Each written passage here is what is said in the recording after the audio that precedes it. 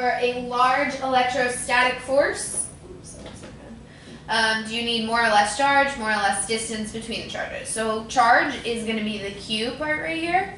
So if we're looking at Q and we want to have the biggest force possible, then we want to have a big Q because we want to multiply by big numbers on top. So I want more charge. And if I'm looking at the distance, R, well, R is on bottom. I don't want to divide by big numbers because that makes it get smaller. I want to divide by less distance or smaller numbers.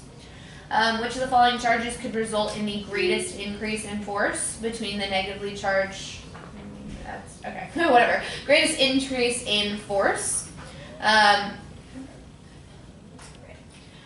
Greatest increase in force, so we just said that the greater force comes with more charge and less distance, so I want to decrease the distance to cross off A and B, and I want to increase the charge, so C. Finding the net force on the last object, so I'm going to label this A, B, C to make this easier. I want to find the net force on the last object, so let's look, what are the forces on the last object? If we look at B and C, these two are going to attract each other, so I've got the force of BC going this way, and then A and C are going to repel each other, AC like this. Now A and B do have a force between them, it just doesn't really affect us right now because we're just looking at the forces on the last object. So in order to find like the net force, I need to know what these two forces are. So let's find the force between B and C. I'm just straight plugging into the K, Q1, Q2 over R squared. So K is 99. If I'm looking between B and C, the first charge is 6, the second charge is 9. Remember, for this equation, we're not going to plug in the signs because the signs just tell us attract or repel, and we already know that. And it'll get our numbers all weird if we plug it in. So don't plug in the signs to the equation. Over R squared, and R between B and C is 0.15 squared. So then, type in 99 times 6 times 9 divided by 0.15 squared, and that gives me the force between B, I'll just say BC, is 2.16 E13. And then now we also need to find the force between A and C. So still 99 for K. Now I'm talking about 6. Oh, well, still 6, 7, 9, and 9. Now the distance is all the way from A to C, so that's 0.1 and 0.15, which is 0.25. And then R gets squared, so 99 times 99, oh gosh, times 6 times 9 over 0.25 squared. And that gives me that AC is 7.776 E12. And then now to find the net force, well, these are going opposite directions, so I'm going to have to subtract them. I'm going to subtract just the bigger minus the smaller to make it easier. BC is the bigger force, not because of the 2. Obviously 2 is less than 7, but it has a greater exponent, so it's like another decimal point over. So this is bigger, so I'm going to do BC for the net force. BC minus AC, so that's going to be 2.16 E13 minus 7.76 E12. And now subtract in your calculator, and that gives me my net force is 1.38 E13 newtons. And we need to put direction. So we said BC is the bigger force, so that's going to end up going to the left then. A balloon is rubbed against a sweater, which of the following occurs because of the rubbing? Destruction of charged particles. No, you can't destroy electrons or protons by rubbing a balloon in your sweater. Release of charged particles from the air in the balloon. Probably not. That sounds silly. Movement of negatively charged particles from a material or movement of positive charge. Well, we do know that the particles are going to move from one to the other. It's always going to be the movement of negatively charged. So make a note here. Only electrons move. Protons don't move. So your positively charged, your protons, are not going to be moving.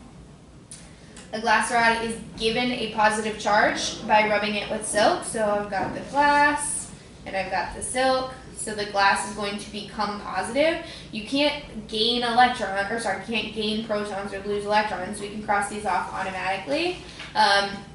If the glass is becoming positive, that means that it's losing electrons.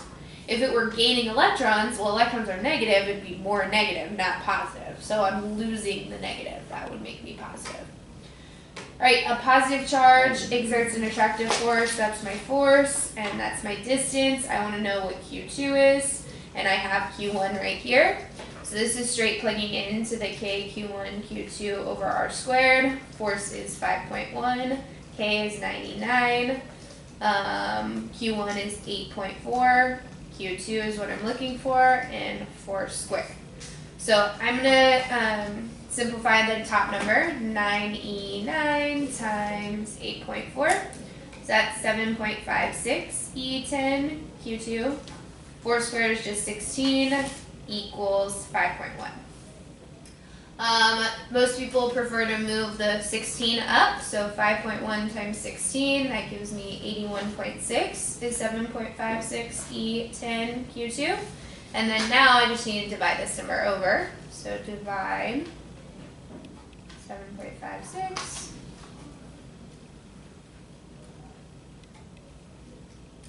That's going to give me a charge of 1.079 E negative 9 newtons. Now we need to go back because we didn't plug in with like our signs, right? Plugging in with our signs isn't going to tell us the missing sign. That's more you need to think through as attracting or repelling. So I have a positive charge and it says that it's attracting. So we know the opposites attract, which means the other one has to be negative. So this one has to be a negative. Not because of what we plugged in, but because I have a positive and it attracts, the other one has to be negative. Alright, two neutral materials are rubbed together and there's a transfer of charge. What happens to the total charge? Well, first of all, protons don't move, so cross off these, and your total charge is going to be conserved. The total charge has to remain the same because you can't create electrons or protons, so the total should stay the same and the electrons should be moving. Two charges that are 2 meters apart repel with this force. If the distance between them is decreased to 1 meter, what is the new? So this is my old force, and I'm looking for my new force, so it's a what would happen question.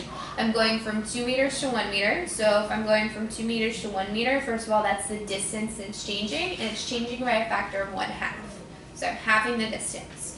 So then now we look KQQ over 1/2 R squared, because I want to know what does that do to the force. I know it's half the distance, but what is that going to do to the force? That's 1 over 1/2 squared. Well, that's just times 4. So the force is getting 4 times bigger. Well, if this is my old force, 2E negative 5, and I multiply by 4, that's just going to give me 8E negative 5. So then C is my answer.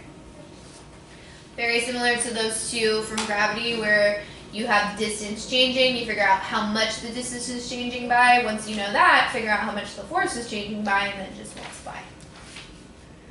A negatively charged rod is touched to a neutral ball after they touch and are separated. So let's say I have -2 on the rod and the ball is 0. When they touch, they're going to share the charge evenly, so it'll be like -1, like this. So the ball will now be negative.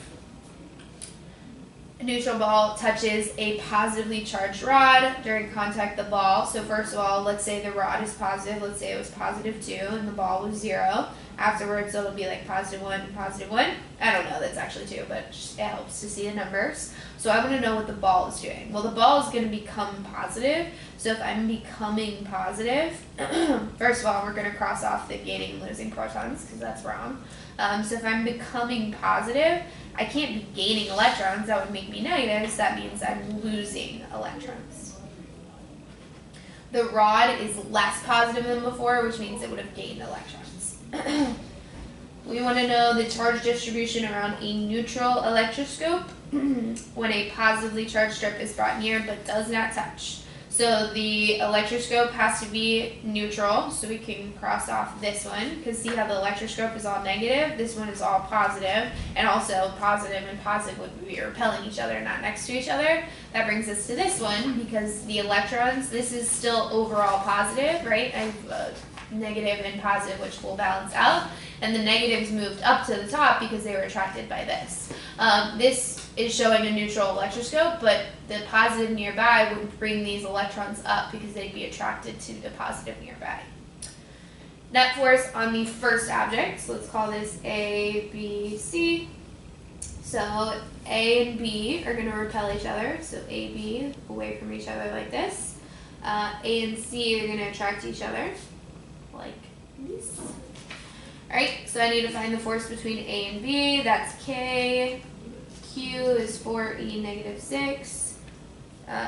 Q, which is 2e negative 6 over this distance, 0.5 squared. And for AC, that would be 9e9 4e negative 6 times C. 9, we're leaving off the signs when we plug in here. The total distance is 0.5 plus 0.6, which is 1.1 squared. So that gives me AB,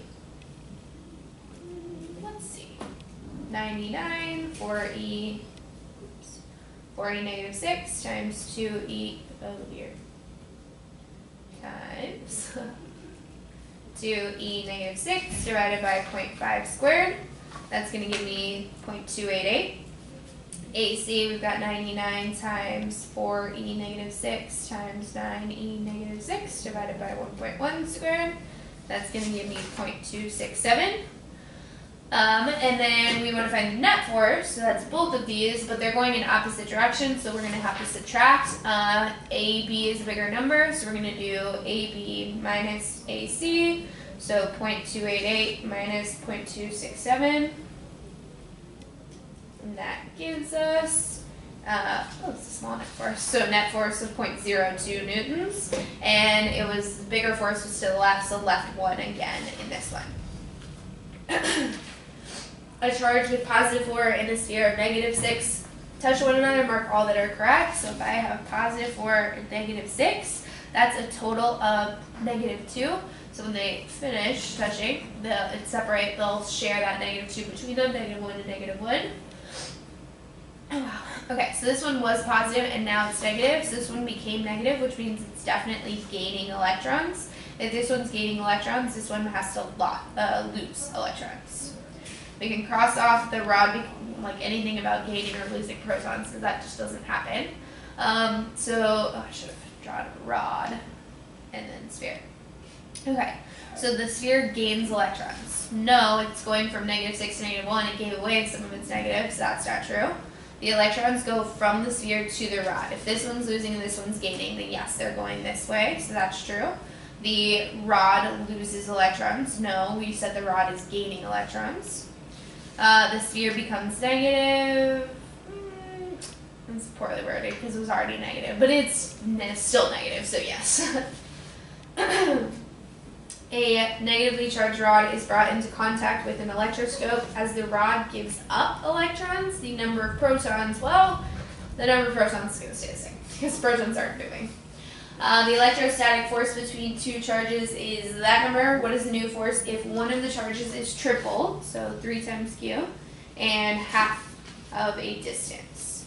So that's going to be 3 over 1/2 squared, so 3 over 1/2, careful with parentheses there, so that's going to be times 12 bigger. So your force is getting 12 times bigger. If this is right here your old force, and you say it's getting 12 times bigger, so then you just multiply. That's going to give me 0.054 newtons for my new force. We've got two charges. What would produce the greatest increase in the forces? So we look at our K, Q1, Q2 over R squared. If I'm trying to get the biggest force, I want to increase the charges and decrease the distance. So doubling one charge, okay, that would increase it. Doubling distance, actually that makes it smaller if I double distance, so no. Doubling B and Q, well, if I double Q and double the distance, that's still going to get smaller, so no. If I double both charges, but I double the distance, then that's a 4 over 4, which actually stays the same, so A is the only one that increases at all. Net force on the second object. So second object feels A and B would be repelling, and then B and C, because we're looking at B, the second object, are going to be attracting, so B, C going towards each other. So I need to find the force between A and B, which is 99, 1.92 E negative 6, 1.92 E negative 6, distance of 4 squared. BC is 9E9, 1.92 E negative 6. 3, we leave off the signs when we plug into this equation, and 8 squared. So AB, now we type 99 times 1.92 e negative 6 times 1.92 e negative 6 divided by 4 squared. Ooh, these are tiny. 0.002. And then for BC, times 3, that gives me 8.1 e negative 4. So this is a very small number. So, well, actually it doesn't matter because they're both going in the same direction. So I'm just going to add these. So the net force is AB plus BC. So add 0.002, and that's going to give me, my net force is 0.00281. And the direction, they both point to the right, so together they're going to go to the right.